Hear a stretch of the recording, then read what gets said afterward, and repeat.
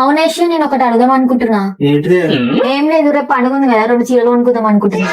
2 చీరలు కాకపోతే 3 చీరలు కొనుక్కో. నా దగ్గర అయితే లేవు పైసలు. నేను ఏమి ఇప్పమంటలే, నువ్వు కొనుక్కున్నా చూడు, అదే చాలు నాకు.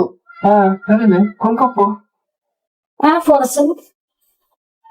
హలో, సరే వస్తుంది. లోకి కింద శారీస్ పార్సల్ వచ్చినాయంటే తీసుకురావా? సరిపోతా సార్. వద్దే లోకి ఇవేనా? ఇవే. అత్తమ్మకు కూడా చూపిస్తా. అత్తమ్మ రేపు పండుగ ఉందని నీకు నాకు శారీస్ ఆర్డర్ చేసిన అత్తమ్మ. బాగున్నాయి అత్తమ్మ. బాగున్నాయి. నువ్వు ఏ శారీ తీసుకుంటావు?